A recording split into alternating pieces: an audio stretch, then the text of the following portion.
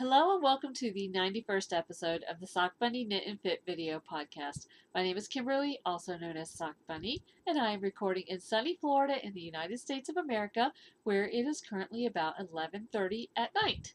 And I am wearing no makeup tonight. I did go to spin class this evening and I took a shower, so you're welcome that you cannot smell me.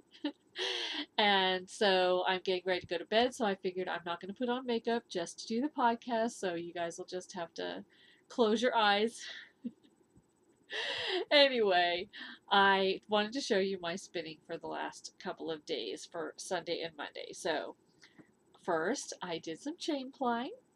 And this is some Into the World that was gifted to me by Sarah, Apple Blossom SF. And the colorway is Fierce and Flawless. It is BFL.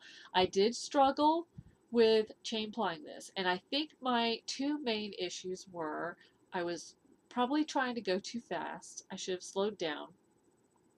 And secondly, I had some issues with tension, but I did learn some things while I was doing that about the tensioning of my wheel. So that was actually, I guess, a good thing.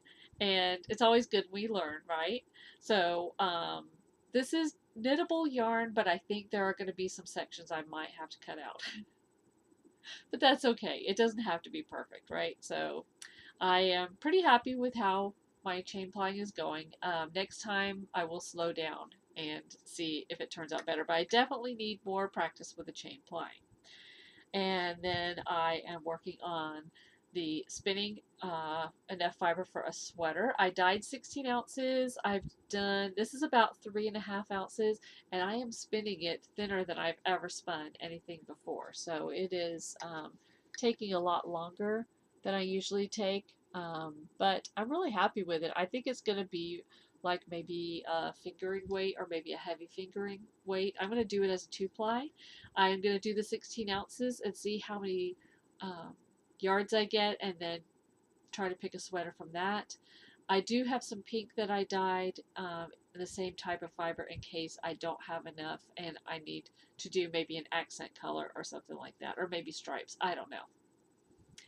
Anyway, I am going to, when these first 4 ounces are done, I'm going to wind it into a center pull ball and ply it upon itself from the center pull ball. So that is the plan for this first 4 ounces. And then lastly, I am spinning on a drop spindle, and I got just a little bit done on there. And this is, let me see if I can get a close up. It's spinning, sort of thin. I like to spin thicker, and I've noticed a trend that I'm spinning thinner, and it's sort of aggravating me because I like to spin thicker because I figure I have enough lace weight and fingering weight yarn, and I like rustic spinning, but I find that despite what I want, my spinning is getting thinner, so that's really aggravating me.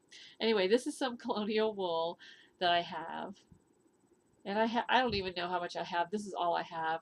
I have various bits and bobs of like an ounce of this, an ounce of that, and various fibers. So I think what I'm going to do is spin these in between, like do 4 ounces of the sweater yarn and then spin some of this in between just to like, give myself some variety.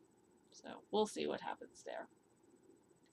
So that is my drop spindle spinning, and I wanted to give you some fun facts about the tour.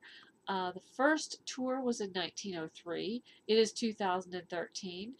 It is the 100th edition of the tour, but even though it started in 1903 and it's 2013, those numbers don't make sense, right? Well, they were not able to do the tour during like World War II and World War One. They were not able to do the tour, obviously, because of the war. So that's why some of the years are missing in there. So I wanted to give a little bit of contrast between then and now. And I'm going to use last year's figures since that race is already done. So in 1903, it was 2,428 kilometers. In 2012, it's 3,497 kilometers. The biggest difference is in 1903, they did those 2,400 kilometers in 6 stages.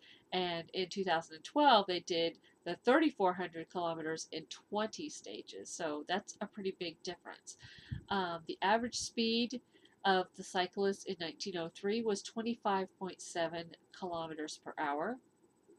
In 2012, the average speed was 39.9 kilometers per hour, and that is a 14 kilometer per hour difference. And of course, technology is probably the main reason for that, because we have lighter bicycles, we have better rubber for the wheels, different things like that. And then lastly, in 1903, there were 60 people who started the race and 21 people who finished. And last year, in 2012, there were 198 people who started and 153 who finished. So it's gotten a little bit bigger over the years. So I hope you are enjoying these little mini updates. I will be doing a regular podcast on Sunday, and I will see you tomorrow. So I hope you have a great night's sleep. Keep on crafting. Bye.